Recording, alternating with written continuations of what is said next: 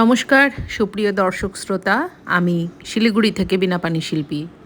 আমি আর কাঞ্চন এক রবিবার ছুটির দিনে ঘুরতে বেরিয়েছিলাম। বাইপাস পার করে, পাপিয়াপাড়া পার করে আমরা ভেতরের গলি দিয়ে চলেছি। এখানে একটি সুন্দর আধ্যাত্মিক স্থান, অশ্বত্থ গাছ, বিরাট অশ্বত্থ গাছ। আমরা বৈকুণ্ঠপুরে এসেছি। বৈকুণ্ঠপুরে দেখতে পাচ্ছি এখানে কিছু বানর। আমরা এগিয়ে চলেছি আমাদের 2 চাকার বাহনে। এই সময়ে বৈকুণ্ঠপুর ফরেস্ট, গাজলডোবা বা আমবাড়ি ইত্যাদি রোড দিয়ে যাওয়ার সময় রাস্তার 2 ধারের সুন্দর সবুজ প্রকৃতি নজর কাড়তে বাধ্য। আমবাড়িতে নতুন ব্রিজ তৈরি হচ্ছে।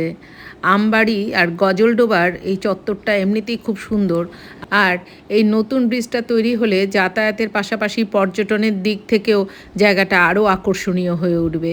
তিস্তা ক্যানেলের উপর এই ধরনের পরিকাঠামো উন্নয়ন স্থানীয়দের জন্য যেমন সুবিধার, তেমনই যারা ঘুরতে ভালোবাসেন তাদের জন্য দারুণ খবর। শিলিগুড়ি থেকে গজলডোবা বা দোমোহনি যাওয়ার পথে যাতায়াতের সময় অনেকটা সাশ্রয় হবে। আমরা সুন্দর প্রকৃতিকে সঙ্গী করে এগিয়ে চলেছি। আখের রস বিক্রি হচ্ছে দেখে এখানে দাঁড়ালাম। এখানে একটি সুন্দর যজ্ঞ ডুমুরের গাছ দেখতে পাচ্ছি। গ্রাম বাংলার রাস্তার ধারে বা জলাশয়ের পাশে এই গাছ প্রচুর দেখা যায়। হিন্দু ধর্মে এই গাছ অত্যন্ত পবিত্র বলে গণ্য করা হয়। হিন্দু শাস্ত্রমতে এটি ভগবান দত্তাত্রেয়র বাসস্থান। বিভিন্ন যজ্ঞ বা ধর্মীয় অনুষ্ঠানে এই গাছের কাঠ সমিধ হিসাবে ব্যবহৃত হয় বলে এর নাম যজ্ঞ ডুমুর। বৈশাখ জ্যৈষ্ঠের এই সময়ে গ্রাম বাংলার মাঠের দৃশ্য সত্যি বদলে যায়। বিশেষ করে সেচ সেবিত এলাকাগুলোতে এখন আউশ বা আগাম আমন ধান রোপণের ব্যস্ততা তুঙ্গে থাকে।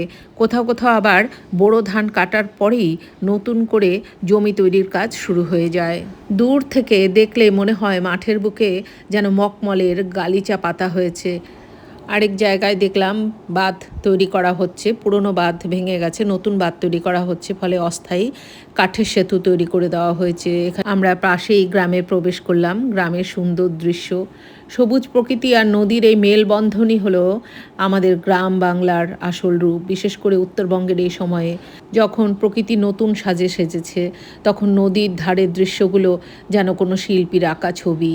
তিস্তা ক্যানেলের উপর এই কাঠের সেতুটি এক অসাধারণ দৃশ্য তৈরি করেছে। অনেকেই এখানে নেমে নেমে ছবি তুলছেন, ফটোশ্যুট করছেন, ভিডিও করছেন। কাঠের সেতু প্রকৃতির সঙ্গে খুব সহজেই মিশে যায়। আমরা গেট বাজারে এসে পৌঁছেছি। ভীষণ ভালো লাগছে। মনে হচ্ছে যেন মাঠে সবুজ রঙের গালিচা পাতা হয়েছে। কচি চারাগুলোর হালকা সবুজ রং চোখের জন্য খুব আরামদায়ক। রবিবার, ফলে সাপ্তাহিক হাট বসেছে। গ্রাম বাংলার সাপ্তাহিক হাট কেবল কেনাবেচার জায়গা নয়, এটি গ্রামীণ অর্থনীতি এবং সংস্কৃতির মিলনস্থল।